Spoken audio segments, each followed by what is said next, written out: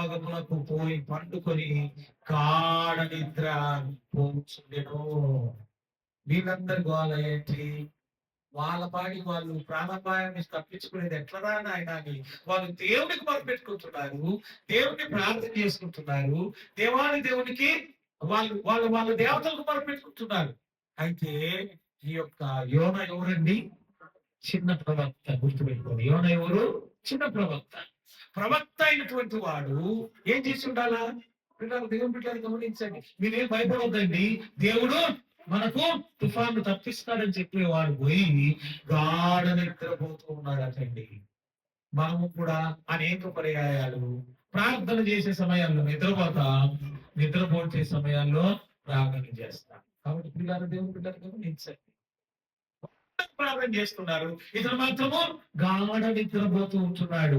సరే, మనకు అదంతా తెలిసి జరిగిన తర్వాత అన్ని చెప్తాను. ఈ విధంగా నేను వచ్చినాను, ఇలా ఇలా ఇలా ఇలా అని అన్ని తన గురించి తను పరిచయం చేసుకున్న తర్వాత మరి మేమేం చేయాలి చెప్పాలని అంటారు. మేమేం చేయాలి చెప్పు అంటే అప్పుడు ఏమంటాడు చెప్పండి? నన్ను ఎత్తి సముద్రంలో పడవేయండి అంటాడు. భయపడతారు. ఇలా దేవుడు ఇట్లారా ఎత్తి సముద్రంలో పడవేయండి నన్ను అని అడుగుతారు. అన్నప్పుడు వాళ్ళందరూ ఏం చేసినారండి? భయపడతారు అనమాట. కాబట్టి పిల్లరా గమనించండి, అతను చెప్పిన మాట చూడండి. 12వ వచనం చదువుకుందామండి. 12వ వచనం. నన్ను బట్టి ఏ గొప్ప తుఫాను నీ మీదికి వచ్చేదని నాకు తెలిసి ఉన్నది. నన్ను ఎత్తి సముద్రంలో పడవేయండి, అప్పుడు సముద్రము నీ మీదికి రాకుండా నిమ్మలించునని అతడు వారితో చెప్పాను. గమనించండి, ప్రవక్తలకు దేవుడు ముందుగానే చెబుతాడు అన్ని కూడా. వారికి తెలియకుండా దేవుడు ఏమి కూడా చేయడు. ఇప్పుడు ఏమంటున్నాడు? ఈ యొక్క సంఘటన, ఈ సముద్రము పొంగుట అది ఎవరు ఇచ్చింది?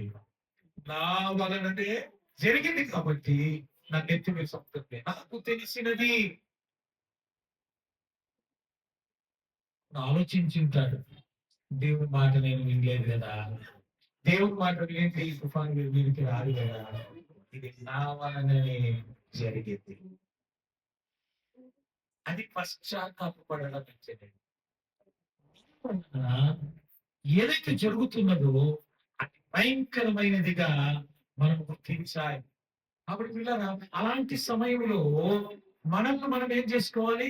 సరి చేసుకోవాలి. అంతేకాని ఒకరి మీదకి నెట్టేస్తాం మనం. వాళ్ళ వల్లనే జరిగింది, వీళ్ళ వల్లనే జరిగింది, వీరి